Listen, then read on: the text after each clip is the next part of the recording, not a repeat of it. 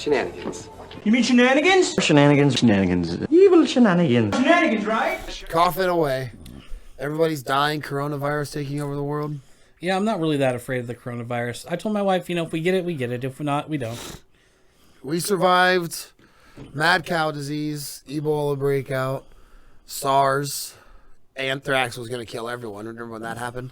They named a band after it. Anthrax was going to literally destroy mankind as we know I don't it. know about all that. Bird flu, swine flu. It's all bullshit. We went through all this shit and look perfectly fine. Never noticed. It's just like people talk about politics. That's why I don't get into it that much, Who's the president? Has it really mattered the last 30 years? I'm still here. That's all I'm saying.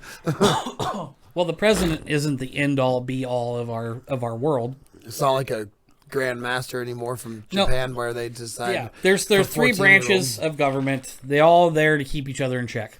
If there's a problem, you go to the Supreme Court and solve it. Right? No big deal. But that's neither here nor there. I do like the weather today though. It's really nice and everything's blooming. Yeah, we probably got another couple cold storms coming our way though, right? I mean, it's Oregon. We can't be done yet. I have no idea. They said early spring for the first time in like 10 years. No shit. Yeah, well, the groundhog. Oh, did he? Mm-hmm. I watched Groundhog Day the other day, actually. So I've never watched Groundhog Day as an adult. Well, more of an adult. Last time I watched it, I was like 12 or 13. And I will say, so you got to think it's been 15 years since I watched that movie, and I watched it the other day because, I can't sleep because I'm sleeping all day being sick. Yeah, you're shortchanging yourself yeah, waiting that long. Yeah, if I'm sleeping from 2 o'clock in the afternoon till 7 o'clock at night, by 2 in the morning, I'm like, well, fuck, I'm awake now. Right. So I watch Groundhog Day. What else do you do? You know what I mean? It's a good movie. And I will say, like, watching it, as a 30-year-old. Side of the eye. Side of the eye. Watching as a 30-year-old as opposed to watching when I was a teenager, I laughed so much more, man. God, he did a great job. I love the new commercial that came out. That Gladiator one? It was so smart. Yeah. I mean, they whoever's in charge over there at Chrysler that put this together, he deserves or she deserves a raise. Oh, yeah. Because that is my favorite commercial almost of all time. And you got to think about it. It's at the right time. Perfect That's the right time. age It was group. They want to be buying the vehicles at Super Bowl. It was Super Bowl, Groundhog Day, I want Sunday. the 40, 50-year-old people that remember watching Groundhog Day when it first came out to now be like, fuck, gladiators are cool. It don't matter if they're cool or not. At least they'll be like, all right, I'll remember the Gladiator forever because of this show. If Bill Murray said so. Have you noticed how many Jeeps we sold? See, they wiped out that whole line out there on the new side. Quite a bit. It's that time of year. I almost sold one. I had it all paper down and everything like that. I was ready to go. All they do is sign. Numbers were agreed upon, everything. And we literally just switch up. They're driving Wrangler. And Yeah. they literally say, we'll take that one instead. And they buy the one right out the showroom. Don't even drive it or anything. Cherokee? Yeah.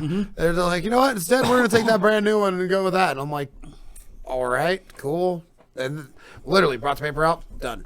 Yeah, Bruce tried to get me to take the turn. I was covering Ray. Ah. And he was like, well, Corey's right here. I was like, yeah, good Corey.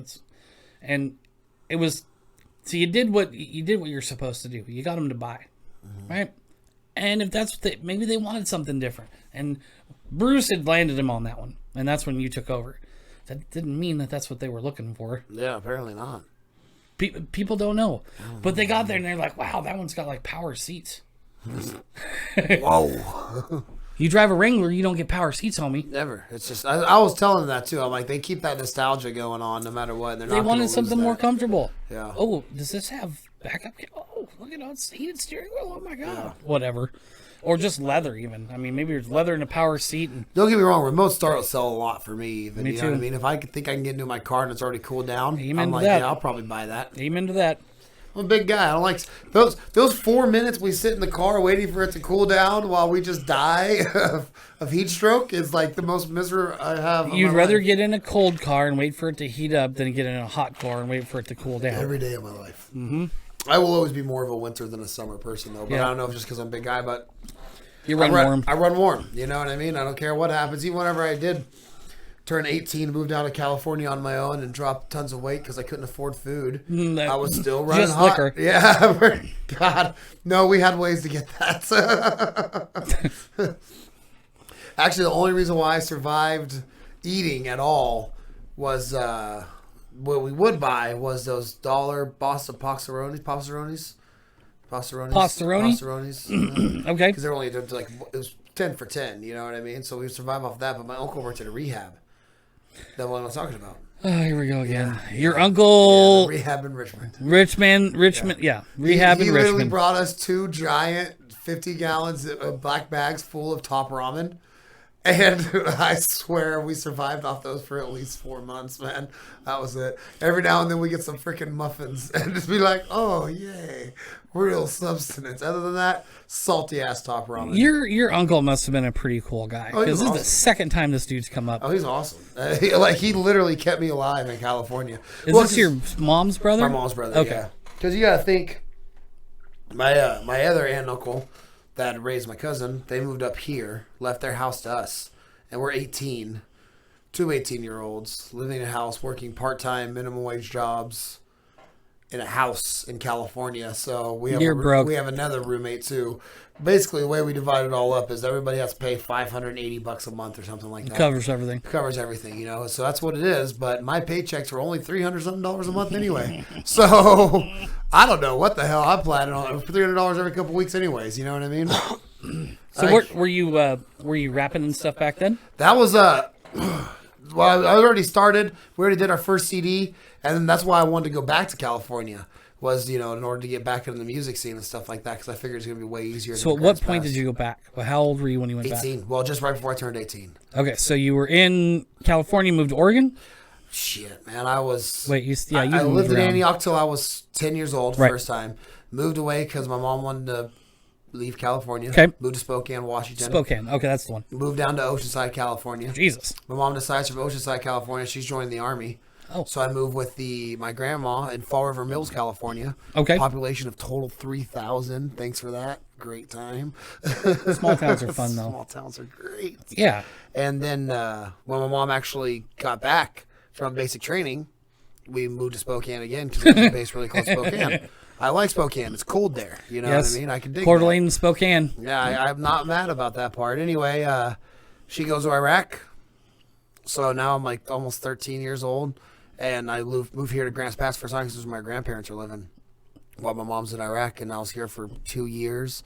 She got back. We moved right back down to California, back and forth a couple times here and Man, there. you moved around a bunch. A lot. I never finished a single year in school from 5th grade on. Yeah, it's rough, man. It's when you do that, it's hard to get to a point where you. I didn't like school in the first place anyway. So as soon who as they cares? gave me the option to get out of school, Are you going to be a college guy? I went to college. It did nothing. Right, well, It there did you go. nothing. Like I said, I used to work at Master Brand with the guy sitting next to me, a good friend of mine. He had 3 college degrees, Yeah. and he worked right next to me at Master Brand. I'm like, yeah, you wasted a lot of time. Well, you live in Oregon. There's Oregon jobs. They're not tech jobs. They're not, And, ultimately, after finding out about sales, I'm just pissed I didn't start doing that when I turned 18 because Yeah, better money. I probably would have been doing fantastic for myself right around now. Or Wolf of Wall Street and been in prison. One or the other. Yeah. You know what I mean? I don't know. Cocaine. I'm not saying I'm not corruptible. So if somebody's like, hey, we can make a lot of money if we do this, I'm like, yeah, fuck it, I'm in. I'll give you some street cred in the rap game. I'll tell you Yeah, that. that could have worked out. But yeah, I moved down whenever I was 18 because I told my mom, like, hey, I want to be a rapper. It's what I want to do in my life. And I think I got a way better chance to do it in California. It's a way better scene. Blah, blah, Probably blah. true. It's really not.